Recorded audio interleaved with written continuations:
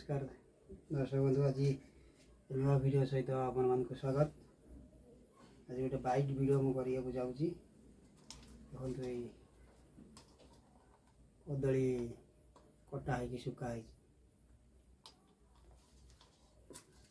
तार हूँ मसला। ये मसला कौन कौन सब अच्छी तुम देखे। यहाँ हूँ मोर घी सागर भी अच्छी टे तेल देखा। तापर देखो कौन कौन सब पलिकिन तैयारी होची। चलते देखा। देखो यहाँ हूँ कटा कदली, पाचिला कदली कटा है गोल गोल कर कटा है। खरार 5 दिन 6 दिन पूरा सुखी। देखो कौया देखा कटा कदली ता सागर आम मसला कौन कौन लगे देखो सब गोटी गोटी क्लीयर देखा। यहाँ हूँ 6टा हूँ आमर गुजराती, तापर गरम मसला, यहाँ हूँ गंधशुंठी, एकांगी, जायफल, आमर मेथी इतक सागर मसला लगे। यहाँ हूँ घी देसी घी। चलते देखेबी कौन केमी प्रोसेस आज तैयारी होची। तैयारी आप देखु ये रोही मिरकाली कला बाईसी पूरा नंबर 1 बाइट को थे आप तैयारी कले सब या यूज करेंगे। चलते देखिए मो प्रोसेसटा आज बचाऊँगी केमी कौन तैयारी होची। प्रथम गैसटा ऑन करवा। गैस प्रथम ऑन करिया। गैस जलिला पूरा पूरा हल्का आंच करदे।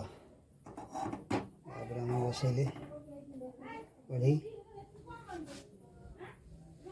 आप गोटे छोट कढ़ी पूरा बसैले। कढ़ीटा पूरा परिष्कार अच्छी। हल्का आंचरे आम कढ़ीटा ततैबा।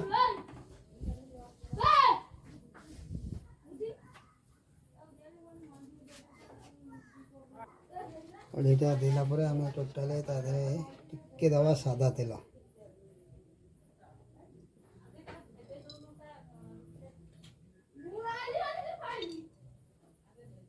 अल्प टे दवा सादा तेल।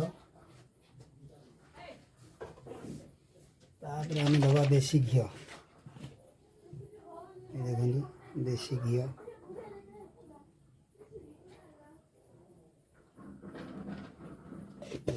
देसी घी गरम हो। तापर देखे तेल गरम होगापर आम बता मसला गुरा सब ढाई मसला गुरा छणा हो।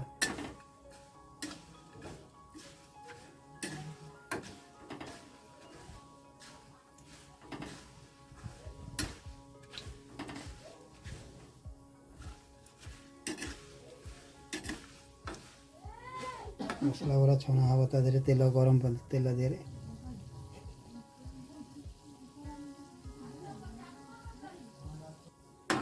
गला आम छानी दवा।